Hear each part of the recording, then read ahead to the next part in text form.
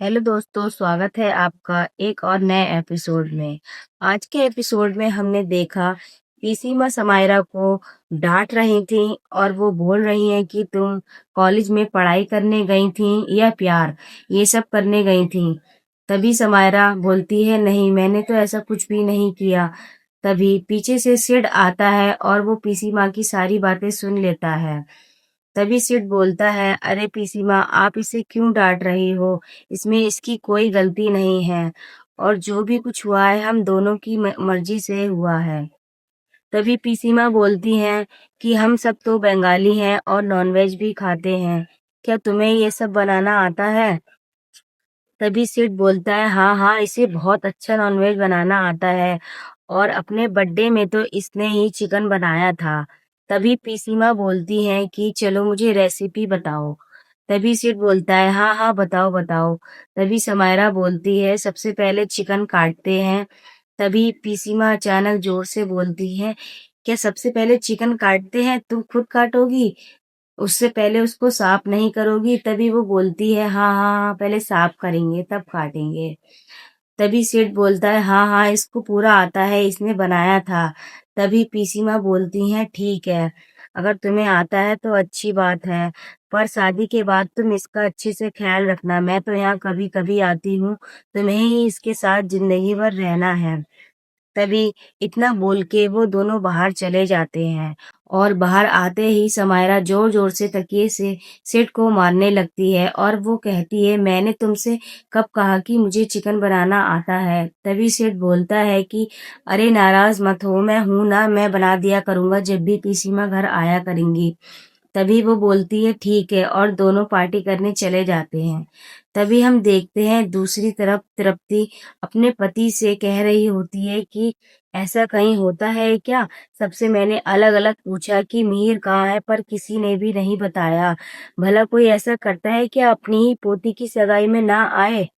मुझे तो ये सब बहुत अजीब लग रहा है। तभी दासगुप्ता बोलते हैं, अरे इसमें प्रॉब्लम ही क्या है, नहीं आए तो कोई बात नहीं।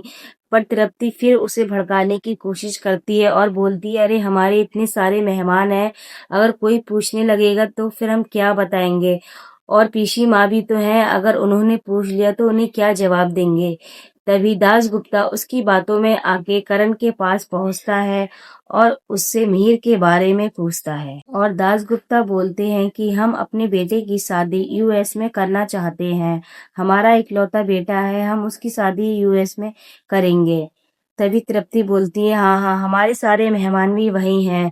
तभी करण समझ जाता है कि ये सब चाल तृप्ति की ही है।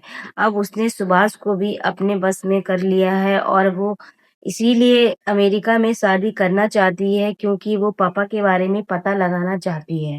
और उधर दीदी बाई जोर जोर से चिल्लाती है। तभी तृप्ति कहती है, अभी आराम हो जाएगा, दवा दी तो है। तभी दीदी बाई बोलती है, इससे ज्यादा तो दर्द होगा तो मैं मर ही जाऊंगी। तभी तुलसी वहां आ जाती है और वो बोलती है, ये जो तृप्ति है ये बहुत अच्छी है, ये बहुत ही अच्छे से ख्याल रखती है। ये आप ही के तो वजह से यहाँ रुकी है, ये आपके लिए पूरी रात जगती रहेगी और पूरी रात आपके बाम लगाती रहेगी। तभी तुलसी बोलती है कि तुम्हें किसी ने गिराया है, तुम अपने आप नहीं गिरी।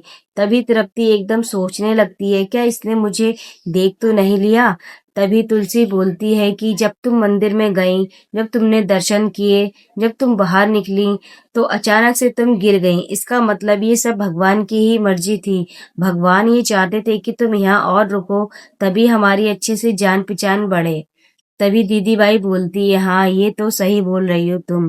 तभी तुलसी बोलती है कि ये तृप्ति बहुत अच्छी है, ये तुम्हारे लिए दलिया भी बना देगी और थोड़ा दलिया मेरे लिए भी बना देना और सिंक में थोड़े बर्तन पड़े हैं वो भी साफ कर देना। तभी तृप्ति बोलती है, हाँ हाँ क्यों नहीं। तभी तुलसी कहती है कि मुझे भी तुम्हारे हाथ का दलिया खाना है।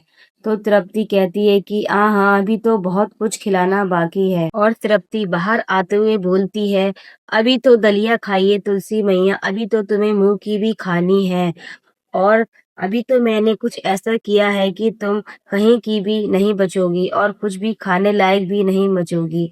मैंने जो कॉन्ट्रैक्ट साइन करवाए हैं उसमें कुछ ऐसा है कि तुम्हारे होश ही उड़ जाएंगे। और दूसरी तरफ नंदिनी सबको गिफ्ट दे रही होती है। तभी वो करण के पास आके बोलती है कि तुमने इस शादी को एक्सेप्ट करके बहुत अच्छा काम किया है, मैं बहुत खुश हूँ। तभी तुलसी दिए हुए गिफ्ट खोलती है और उसे जो साड़ी मिलती है वो कहती है कि इसका कलर बिल्कुल अच्छा नहीं है। तभी करण बोलता है, हाँ तुम्हें तो हर बात में नुक्स निकालने की आदत है। ये कलर पापा का फेवरेट है तभी ऐसा बोल रही हो और ये मेरा भी फेवरेट कलर है। तभी साहिल आता है और वो बताता है कि उसने जो साइन किए थे उसमें कुछ ऐसा हो गया है कि उसका नुकसान हो गया है। और वो बोलता है अब मैं क्या करूँगा, मैं तो घाटे में आ जाऊँगा। तभी तृप्ति सोचती है मैंने जो चाल चली थी वो पूरी हो गई है। तभी तृप्ति साहिल के पास आती है और पूछती है तुम्हारा प्रोजेक्ट कैसे फेल हो गया? तुम्हें तो बहुत नुकसान हो गया पर ये सब हो कैसे गया? तुमने तो सही किया था। तभी साहिल बोलता है मुझे इस बारे में कुछ नहीं पता। तभी ये बात सुन के सब परेशान हो जाते हैं और तुलसी तृप्ति की ओर देखती हुई सब बातें समझ जाती है। वो सोचने लगती है ये सब तृप्ति की ही चाल है।